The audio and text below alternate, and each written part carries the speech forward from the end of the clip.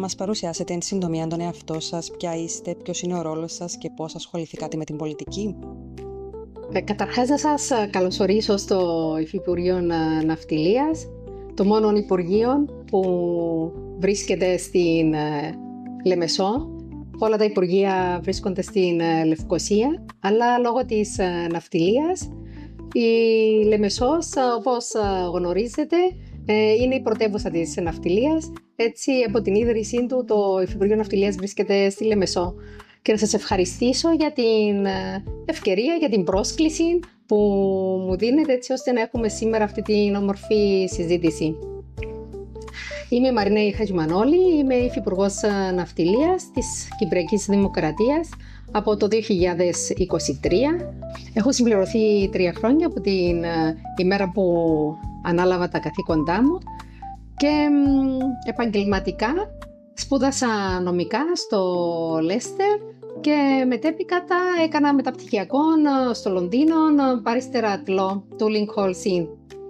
Με την πολιτική ασχολήθηκα από τα νεαρά μου χρόνια, μιας και ο πατέρας μου, εκτός από τα επαγγελματικά του, ασχολήθηκε και ο ίδιος με την πολιτική. Έτσι, από πολύ μικρή τον ακολουθούσα σε όλες τις εκδηλώσεις που γινόντουσαν. Ήθελα και εγώ, όπως και οι μεγαλύτεροι που έβλεπα, η φωνή μου να είχε δύναμη. Με συνάρπαζε πάρα πολύ το γεγονός ότι με τον πολιτικό τους λόγο μπορούσαν να επηρεάσουν ανθρώπους. Και ήθελα και εγώ με το δικό μου λόγο σε κάποια φάση μελλοντικά να μπορούσα να επηρεάσω και εγώ. Και έτσι στην συνέχεια, όταν πήγα για τις σπουδές, εμπλάκηκα στις φοιτητικές παρατάξεις.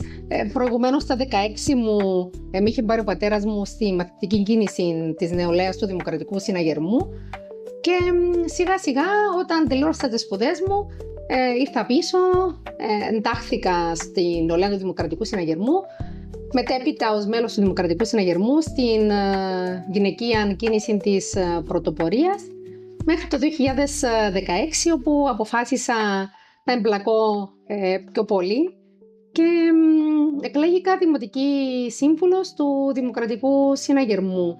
Ήταν και ο πατέρας μου δημοτικός σύμβουλος του Δημοκρατικού Συναγερμού στη Λεμεσό. Έτσι ακολούθησα τα βήματά του και ευτυχώς το αποτέλεσμα ήταν θετικό. Ήμουν, αν δεν κάνω λάθος, η πρώτη γυναίκα η οποία εκλέγηκε σε νεαρή ηλικία εκείνο το διάστημα. Ασχολήθηκα επαγγελματικά με τη δικηγορία για πάρα πολλά χρόνια και στη συνέχεια ως μέλος σε διοικητικά συμβούλια και μέχρι το 2023, όπου διορίστηκα από τον πρόεδρο της Κυπριακής Δημοκρατίας ως υφυπουργός Ναυτιλίας. Γενικότερα η ναυτιλία είναι ένας ανδροκρατούμενος κλάδος. Πόσο εύκολο είναι για μια γυναίκα να είναι η υφυπουργός Ναυτιλίας? Αντιμετωπίσατε κάποιες δυσκολίες? Γενικά, με οτιδήποτε ασχολήθηκα, δεν βρήκα μπροστά μου δυσκολίες με την έννοια του να με αποτρέψουν από το να κάνω κάτι ή από το να ολοκληρώσω κάτι το οποίο είχα ξεκινήσει. Η ναυτιλία σίγουρα θεωρείται ότι είναι ένας ανδροκρατούμενος τομέας και ενώ υπάρχουν πάρα πολλές γυναίκες οι οποίες ασχολούνται σε διάφορους τομείς της ναυτιλίας, δεν έχουμε φτάσει δυστυχώς μέχρι σήμερα το σημείο στο οποίο να νιώσουμε ότι πράγματι έχει γίνει η διαφορά. Έχουμε κάνει πάρα πολλές δράσεις σε συνεργασία μαζί με την Επίτροπο Ισότητας του Φύλου και ευελπιστούμε ότι σε κάποια χρόνια σύντομα θα καταφέρουμε έτσι ώστε να υπάρχει τουλάχιστον η ισορροπία που θέλουμε να υπάρχει σε όλες τις θέσεις και στις βαθμίδες. Τώρα, σε σχέση με τις δυσκολίες, θεωρώ ότι τα πάντα ξεκινούν από τον άνθρωπο. Γιατί οι δυσκολίες θα βρούμε σίγουρα πολλές μπροστά μας, αλλά ταυτόχρονα θα μας δοθούν και πολλές ευκαιρίες μπροστά μας. Έτσι εξαρτάται από τον καθένα μας πόσο τη δεδομένη στιγμή που θα του δοθεί αυτή η ευκαιρία, αν θα την αρπάξει και αν θα μπορέσει να κάνει την διαφορά. Και πάντα και στα σχολεία που πηγαίνουμε, γιατί πραγματικά η ναυτιλία είναι ένας τομέας ο οποίος προσφέρει απίστευτες επαγγελματικές προοπτικές, και μια από τις δράσεις που κάνουμε είναι να πηγαίνουμε στα σχολεία, να προσπαθούμε να ενημερώσουμε τα παιδιά για αυτόν τον συναρπαστικό κόσμο, έτσι ώστε όταν έρθει η ώρα να επιλέξουν τα επαγγέλματα, να μπορούν να επιλέξουν και την ναυτιλία. Και εκεί τους λέω πάντα ότι θα τους δοθούν οι ευκαιρίες, να μην απαγοητεύονται. Γιατί καμιά φορά όταν ξεκινάς νιώθεις ότι αποκλείεται να τα καταφέρω. Όμως με επιμονή μπορείς να φτάσεις στο στόχο. Και γιατί όχι να μην γίνουν και ήδη υφυπουργός ναυτιλίας σε κάποια στιγμή. Αν τα κατάφερα εγώ, τότε είμαι σίγουρη ότι μπορούν να τα καταφέρουν και αυτοί. Είχατε αναφέρει ότι ήσασταν στην πολιτική ζωή από μικρή ηλικία. Έχοντας αυτό στο μυαλό, γιατί πιστεύετε ότι είναι σημαντικό για τα νεαρά άτομα να κατανοούν τον τρόπο των πολιτικών θεσμών? Καταρχάς πρέπει να καταλάβουν τι ψηφίζουν. Γιατί πολλές φορές δεν είναι κατανοητό στους νέους το τι είναι η πολιτική. Και πολύ εύκολα κρίνουμε τους νέους ότι δεν ασχολούνται με την πολιτική, αλλά για να ασχοληθεί ο νέος με την πολιτική πρέπει να καταλάβει τι είναι η πολιτική και κατά πόσον υπάρχει ουσία σε αυτόν που τους ζητούμε να επιλέξει και να ψηφίσει. Είναι πολύ διαφορετικός ο τρόπος που επιλέγει η νέα γενιά σήμερα με τον τρόπο που επιλέγαμε εμείς. Εμείς δεν είχαμε τόσες πολλές ερωτήσεις όταν καθόμασταν να συζητήσουμε με τους γονείς μας την προηγούμενη συνήθως των εκλογών τι θα ψηφίζαμε.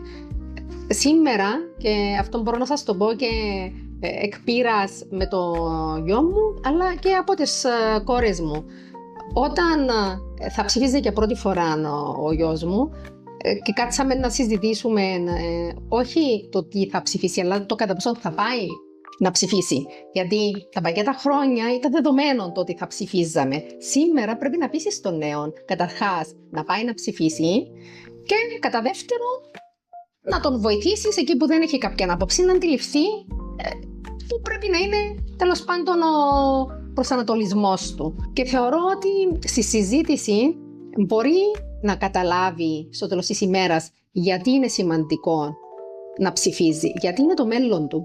Γιατί η πολιτική είναι στο τέλος της ημέρας η κοινωνία μας αφορά όλους και πρέπει όλοι να έχουμε λόγο στο τι θα είναι το μέλλον μας. Και όταν το αντιληφθεί ο νέος αυτόν, τότε θέλει να έχει λόγο και πρέπει να είναι και με απλά λόγια, κατανοητά. Μάθαμε να μιλούμε με έναν τρόπο τον οποίο πολλές φορές δεν καταλαβαίνουμε εμείς ήδη τι λέμε. Άρα πώς θα σε καταλάβει ο νέος ο οποίος θέλεις να τον κάνεις να με ενδιαφέρει? Δεν είναι εύκολο. Πολλές φορές λέμε ότι γιατί δεν τα καταφέρνουν τα κόμματα. Κάπου χάσαμε την επαφή. Πρέπει να μην περιμένουμε από τα παιδιά να μας κατανοήσουν εμάς, αλλά εμείς οι μεγαλύτεροι να αντιληφθούμε τι θέλει η νέα γενιά.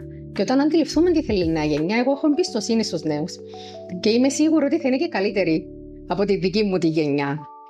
Έτσι θεωρώ ότι εάν προσεγγίσεις τον νέο με έναν λόγο ο οποίος είναι κατανοητός, εάν τον κάνεις να αντιληφθεί ότι εάν ενδιαφερθεί να έχει σημασία η άποψή του, γιατί πολλές φορές νιώθουν ότι είμαστε λίγο απομακρυσμένοι οι πολιτικοί από τους νέους και ότι γιατί να ασχοληθώ αφού δεν θα με ακούσει κανένας. Ενώ δεν είναι έτσι. Και πρέπει να επιμένουν, γιατί συνήθως δεν επιμένουν και πολλές φορές δεν βλέπουμε και τους ικανούς να είναι στην πρώτη γραμμή της πολιτικής. Για νεαρά άτομα που δεν είναι σε ηλικία να ψηφίσουν ή δεν ασχολούνται, δεν είναι σε κάποιον πολιτικό κόμμα ή σε κάποια παράταξη, πώς μπορούν αυτοί να ασχοληθούν με την πολιτική ή να ασκήσουν επιρροή?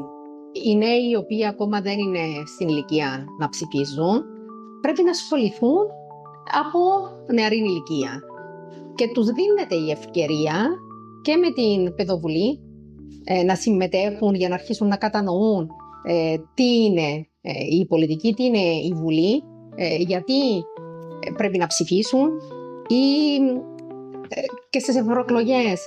Πολλοί νέοι δεν ήξεραν ότι ο ευρωβουλευτής ο οποίος θα εκλεγεί είναι αυτός ο οποίος θα αποφασίσει για το μέλλον του τα επόμενα χρόνια και σκεπτόμενοι ότι σχεδόν το 90% της νομοθεσίας μας είναι ευρωπαϊκή νομοθεσία, τότε έχει ακόμα μεγαλύτερη σημασία το ποιος θα εκλέγεται να είναι καταρτισμένος έτσι ώστε να μπορεί να εκπροσωπεί τον κόσμο που τον ψηφίζει επάξια.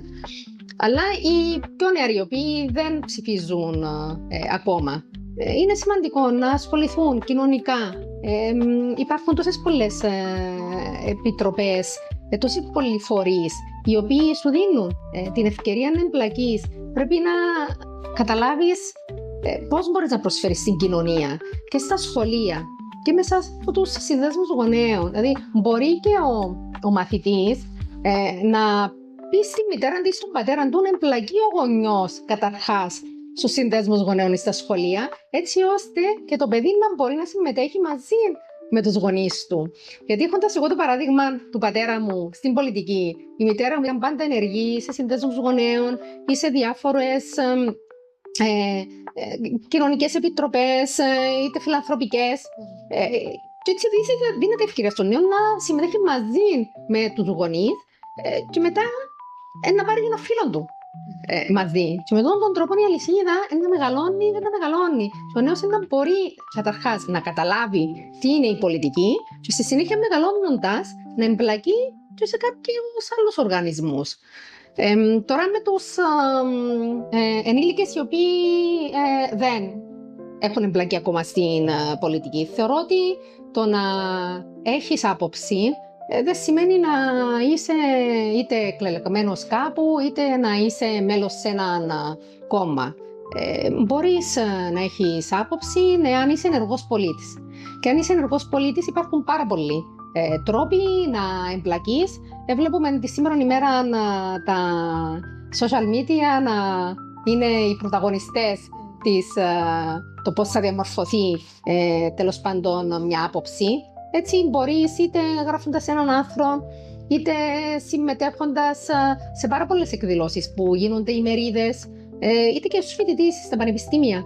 Μπορείς να βρεις τον τρόπο να εμπλακείς, να ξεχωρίσεις, χωρίς απαραίτητα να είσαι μέλος ενός κόμματος. Τι συμβουλή θα δίνατε σε ένα νέο ή μια νέα, ο οποίος θέλει να κάνει τη διαφορά στην κοινότητά του ή στην κοινότητά της αντιστοίχως? Στο να εμπλακεί κοινωνικά και να συμμετέχει μαζί με το σύνολο. Εάν δεν συμμετέχεις κοινωνικά και συνολικά στο τι γίνεται γύρω σου, τότε δεν θα μπορείς να κάνεις την διαφορά.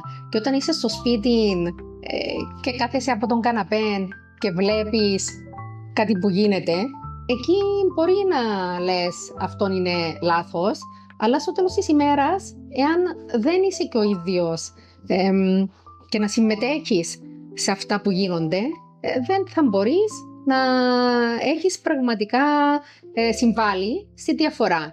Έτσι να επιμένουν να έχουν τη ζωντάνια, χρειάζεται συναίσθημα, χρειάζεται ενσυναίσθηση, χρειάζεται να ακούς τι γίνεται γύρω σου, όχι μόνο να λέμε τα κακά, αλλά γίνονται και πολλά καλά. Και αν δούμε κάτι το οποίο μπορεί να είναι λάθος, δεν είναι κακό να το πούμε, αλλά καμιά φορά είναι και ο τρόπος που λέμε πολλά πράγματα. Ο τρόπος έχει σημασία, αλλά εγώ αυτό που θα ήθελα έτσι να τελειώσουμε αυτή την ερώτηση είναι αυτό που είπα και προηγουμένως, ότι οι ευκαιρίες δίνονται. Στον καθέναν εξαρτάται κατά πόσον θέλει να αρπάξει αυτή την ευκαιρία και κατά πόσον θα θέλει να κάνει τη διαφορά. Δεν είναι εύκολη η κοινωνία μας, δεν είναι εύκολη η πολιτική ζωή στον τόπο μας. Είναι ένας πραγματικά καθημερινός αγώνας. Είναι κάτι το οποίο πρέπει να έχεις έτσι σκληρές αντοχές για να μπορείς να αντεπεξέλθεις και να μπορείς να αντέξεις, γιατί δεν σου έρχονται όλα ρόδινα. Και εκεί που θα σου έρθει κάτι το οποίο δεν είναι όπως το περιμένεις, πρέπει να έχεις την δύναμη να ξανασηκωστείς. Και δεν είναι εύκολο να ξανασηκωστείς. Αλλά εάν ξανασηκωστείς και αν επιμένεις, τότε θα κάνεις τη διαφορά. Και εύχομαι πραγματικά μέσα από την σημερινή μας συζήτηση να μπορέσουμε να είμαστε ένα παράδειγμα για την νέα γενιά, να ασχοληθούν πραγματικά με την πολιτική, όχι με την έννοια το να γίνουν ήδη πολιτικοί, αλλά με το πώς μπορούν μέσα από την δική τους προσπάθεια, μέσα από τη δική τους φωνή, γιατί η ψήφος μας έχει φωνή, να κάνουν τη διαφορά και να εμπλακούν. Και κυρίως και το πιο σημαντικό είναι εμείς οι πολιτικοί να μπορούμε να καταλάβουμε ότι η κοινωνία αλλάζει. Και πρέπει και εμείς να αλλάζουμε μαζί με την κοινωνία. Γιατί εάν δεν αλλάξουμε, τότε δεν θα αλλάξει το σύστημα και δεν θα μπορέσουμε να εμπνεύσουμε κι εμείς την νεότερη γενιά, έτσι ώστε όταν θα έρθει η δική τους σειρά να είναι έτοιμοι να αντεπεξέλθουν σε αυτόν τον πολύ δύσκολο αγώνα. Θα θέλαμε να σας ευχαριστήσουμε που αποδεκτήκατε την πρόσκληση για να επισκεφθούμε το Υφυπουργείο και που είχαμε την ευκαιρία να κάνουμε μια συζήτηση μαζί σας. Και νομίζω τούτο είναι το πιο σημαντικό που να κρατήσουμε, ότι πολύ σημαντικό οι νέοι να έχουν την ευκαιρία να κάνουν μια συζήτηση με τους πολιτικούς στην Κύπρο. Μέσα από τη συζήτηση έχουν βγει πάρα πολύ όμορφα μηνύματα που πιστεύω ότι θα εμπνεύσουν τους νέους να κάνουν το επόμενο βήμα και να έρθουν πιο κοντά στην πολιτική. Βλέπουμε όμορφες προσπάθειες στο τελευταίο διάστημα από τους νέους να κάνουν αυτό το βήμα και ότι έχουμε την Υφυπουργό σήμερα κοντά μας να μας τονίζει ξανά ότι είναι εδώ, είμαστε ανοιχτοί. Σας ευχαριστούμε πάρα πολύ.